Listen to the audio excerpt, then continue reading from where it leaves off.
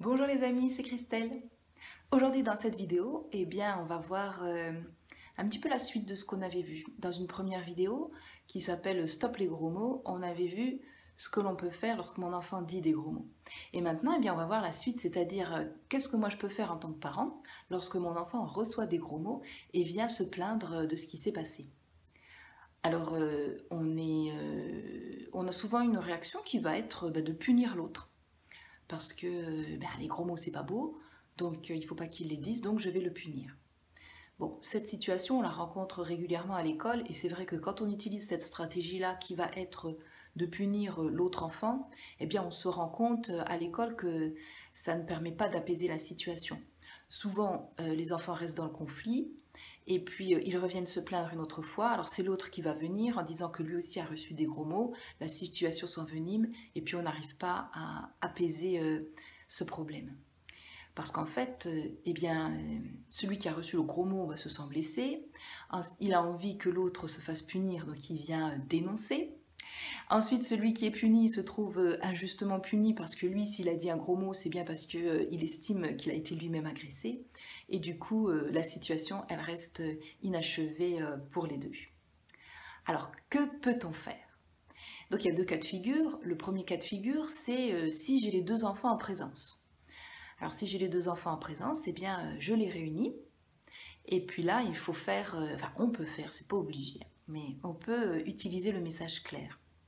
C'est-à-dire qu'on va demander à l'enfant qui a reçu l'insulte de lui dire, quand il t'a insulté, qu'est-ce que ça t'a fait? Alors là, l'enfant, il dit, quand il m'a dit un gros mot, ça m'a fait mal au cœur. Donc l'autre enfant répond, oui, j'ai compris, quand je t'ai dit le gros mot, ça te fait mal au cœur. Ensuite, demander à l'enfant qui a dit le gros mot, et toi, qu'est-ce que tu as à dire? Eh bien moi, quand j'ai voulu jouer avec lui, il m'a dit non. Alors, je lui ai dit un gros mot. Donc là, lui dire, euh, alors tu as compris, oui, lorsque j'ai pas voulu qu'il joue avec moi, il m'a dit un gros mot parce que ça l'a blessé. D'accord. Donc, et là, alors, quelle est la solution que vous trouvez?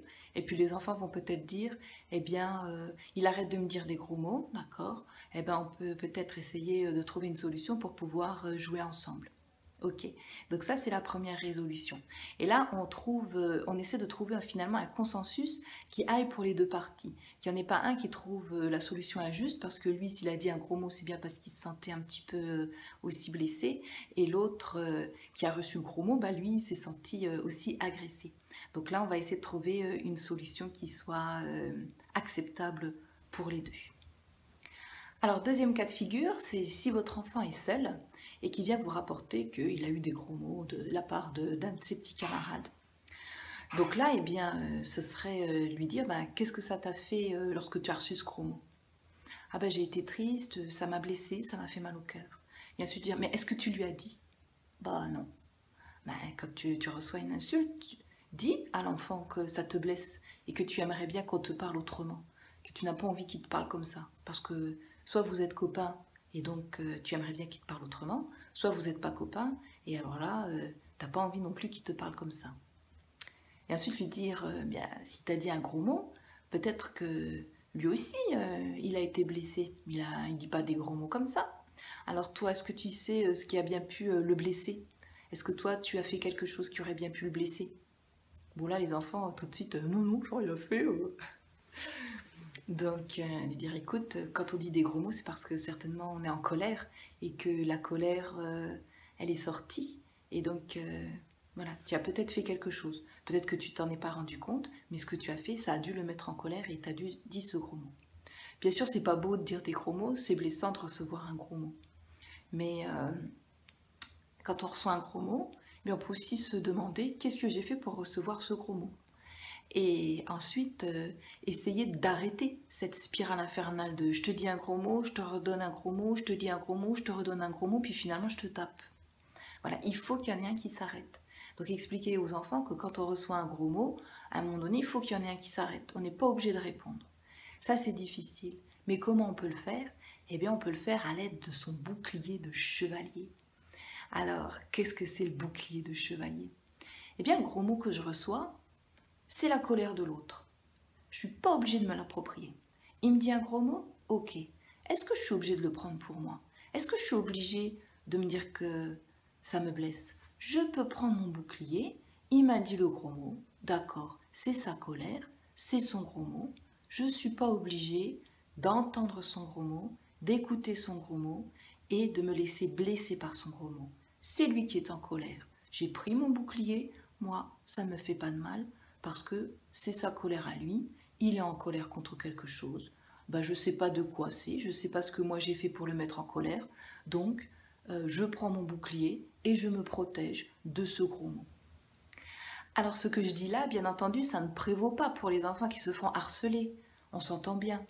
Là, c'est vraiment dans une situation classique de gros mots dits entre enfants et pas dans une situation où un enfant se retrouve harcelé par d'autres. Là, c'est une autre situation et là, oui, il faut intervenir. Maintenant, on peut aussi expliquer à nos enfants que si on est copain avec quelqu'un et qu'on reçoit tout le temps des gros mots, ben, il est peut-être de sa responsabilité à soi de faire quelque chose et peut-être de changer de copain ou de mettre une conséquence à ce gros mot-là, qui sera peut-être de prendre un temps d'arrêt avec cet enfant. Si il me parle comme ça, c'est qu'il ne me respecte pas, ou c'est que c'est sa manière de parler, mais moi je ne l'accepte pas. Donc dire à l'enfant que moi, j'aime pas quand tu me parles comme ça, alors j'ai pas envie de rester avec toi, parce que j'ai pas envie de me sentir agressée tout le temps. Si on veut jouer ensemble, eh bien il va falloir qu'on se parle autrement. Donc moi je veux bien jouer avec toi, mais on se parle autrement. Voilà, c'est donc poser ses limites aussi, apprendre aux enfants à poser leurs limites par rapport à ce qu'ils sont prêts à recevoir des autres. Parce que moi je suis souvent étonnée de voir qu'il y a des enfants qui se font insulter tous les jours, qui viennent se plaindre tous les jours, mais qui n'imposent pas de conséquences à ces autres enfants. Bon, après, quand on gratte un petit peu, on se rend compte que c'est aussi leur manière de parler, que des insultes, ils en disent, ils en reçoivent. Mais à un moment donné, il faut peut-être apprendre à nos enfants qu'une insulte, c'est pas une manière de se parler, c'est pas une communication belle et sereine. Voilà. Et que si je veux que ma communication soit sereine, il faut que je sois aussi garant de cela et que je n'accepte pas, je n'autorise pas l'autre à me parler comme ça. Voilà, donc c'était donc cette vidéo sur comment recevoir les gros mots, que faire avec mon enfant lorsqu'il reçoit un gros mot. Donc si elle vous a plu, ou si vous pensez qu'elle puisse être intéressante pour quelqu'un d'autre, eh bien partagez-la, aimez-la, likez-la. Voilà, je vous embrasse et je vous dis à très bientôt.